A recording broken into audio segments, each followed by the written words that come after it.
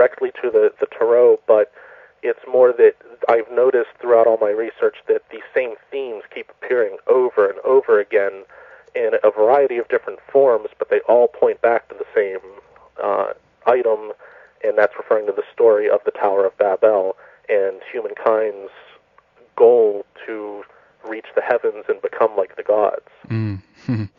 So, I mean, if we were to return a little bit to the question of who these beings were, is there at this point in your work any particular theory, as it were, that you actually favor? You know, I mean, we have the ancient aliens theory, or then we have the more, I guess, spiritual or religious take on it, that these are, you know, I guess demons or you know, semi-angels or something like that. Is there some of this info that you favor in front of the other? Actually, it's a combination of both. I would say I don't want to refer to them as aliens or even extraterrestrials, except in the sense of they're not of Earth.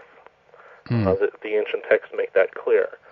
I also, throughout my research, try to remain neutral and not try to put a religious spin or aspect onto it. So I'm not trying to allow any of my personal beliefs or, you know, religious beliefs to enter into this and to just look at the text. And so basically what the texts say about these beings are that they are they're referred to as angels, which mean messengers of God, or princes and kings, and that they reside in this other realm, which we call heaven, and that they have the ability to move into our dimension through these gateways. And so I'm not sure what form exactly they take while residing in this heavenly dimension, but whenever they come to Earth, they actually are able to take on physical flesh and blood properties so that they can directly interact with the people and environment.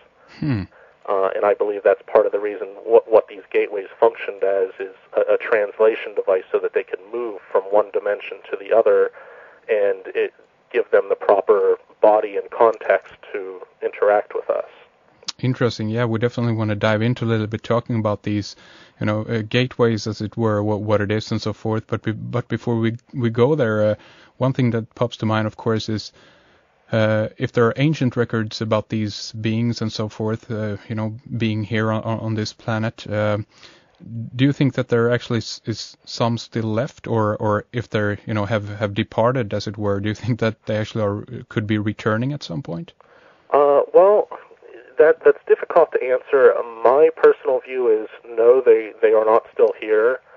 That does not mean that their influences can't still be felt, even from events that happened in the past. But I don't consider that they're moving freely around because, to my knowledge, I have not seen any indication that there is an active gateway, so to speak, like what was described in the ancient world. So, according to the text, after the incident that happened with the sons of God mating with human women,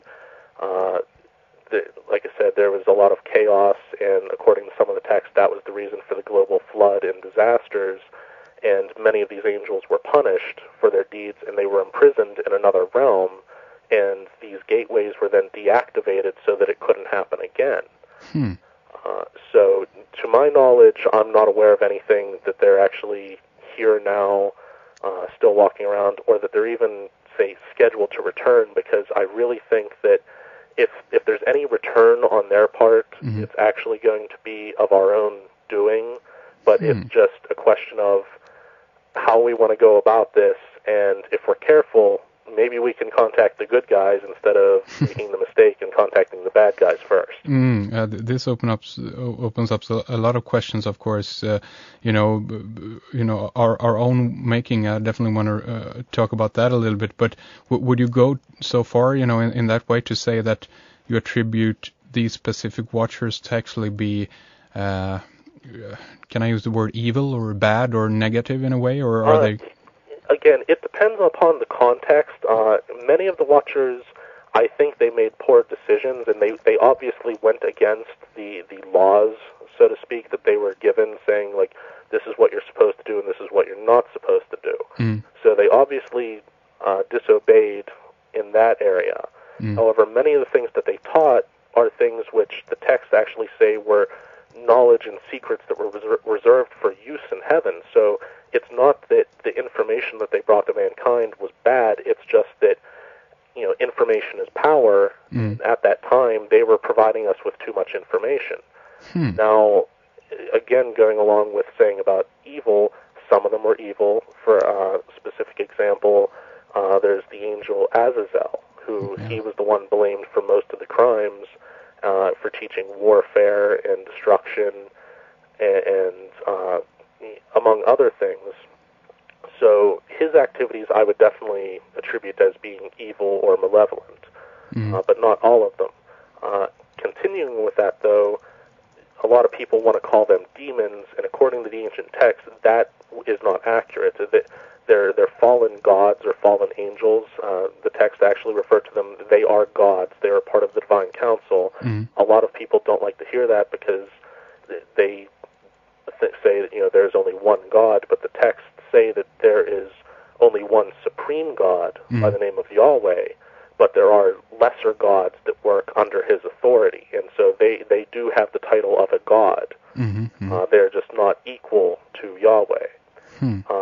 Now, their offspring, the Nephilim, are actually the origin of demonic spirits, according to these texts, because it says that whenever you read the book of Enoch, it explains that after these Nephilim beings were slain, because they were born of the earth instead of being born in a heavenly dimension, that their spirits were tied to the earth just like human spirits are tied to the earth.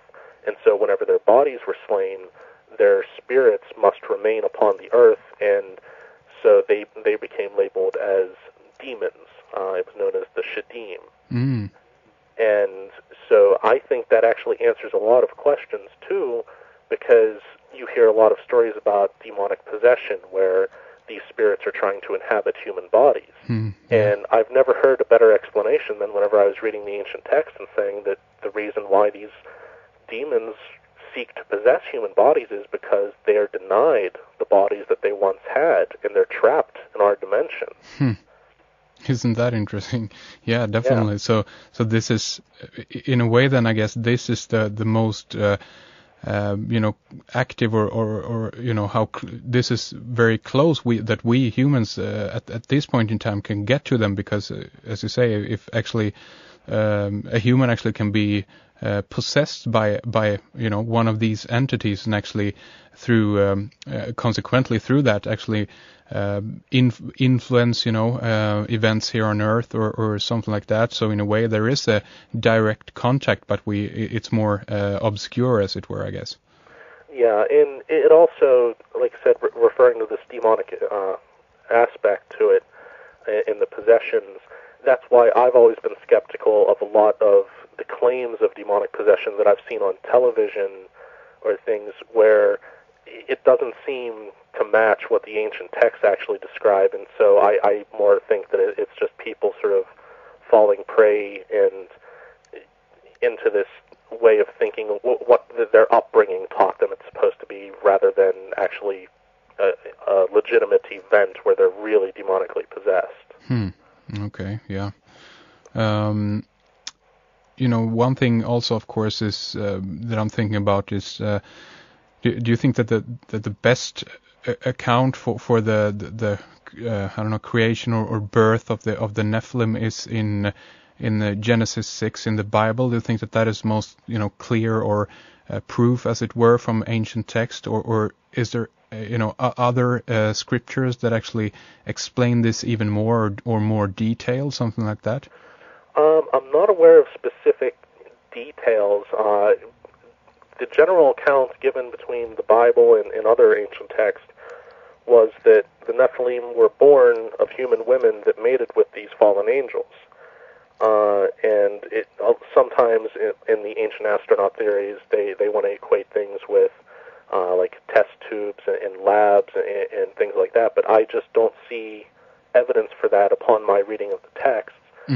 They refer to women giving birth, and a lot of times they would say that the women would die during childbirth because the babies were larger than normal, and so they would have to be born via cesarean section. Yeah.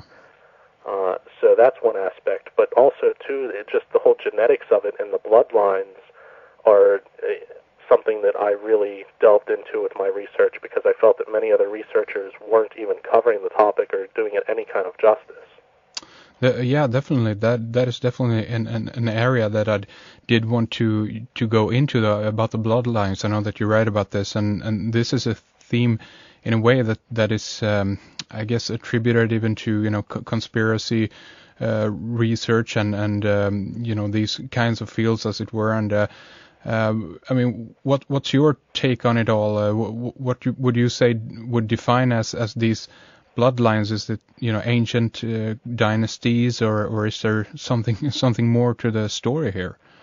Well, I don't go completely into some of the conspiracy theories, as I've heard with some other researchers, but I will give you that according to the ancient methods and practices, that the kings ruled because they were believed to have been descended from the gods, and so they had the blood of the gods coursing through their veins. That was their divine right to rule. And so that was the reason why they were appointed as kings and ruled over, and why they tried to keep things within the family was about keeping that bloodline. Yeah. Now, as far as what I've uncovered with the actual genetics and everything of that nature regarding the fallen angels, many researchers only briefly described that the Watchers were described with having white skin, white hair, and oftentimes with blue eyes, although sometimes you have varying descriptions, and that they might have even had a luminous appearance to them. And as I said, many researchers will mention this, but then they don't go any further, and I'm just like, whoa, wait a minute, that seems pretty significant. Why are they described with white skin, not like a person, a Caucasian person, but more like an albino? And that just seems highly relevant to me. And so I started thinking about this, and there's numerous descriptions of these beings with the white skin and white hair, and what we know about genetics today, we know that that's passed down from our parents. You inherit your skin color and your hair color and everything like that. And as you're growing up, based upon the amount of melanin in your hair and things, that determines your hair color, and the other genes and the sunlight affect your skin color. So people who live closer to the equator have darker colored skin to protect them from the UV rays, and the further north you move, paler skin. And so I was looking into that and saying, well, why would they all be described with this very pale skin? I mean, Noah was described with it. He was even mistaken. His father was concerned that he was a child of the Watchers. Yeah, that's right. So, I mean, that's an important aspect. And then even Jesus is described in the Bible with white skin, white hair. You just need to refer to the beginning of the book of Revelation where they describe him like that. And part of the thing is, though, then if you read in the book of Hebrews, it compares Jesus to Melchizedek. And it says he was of the same priestly line.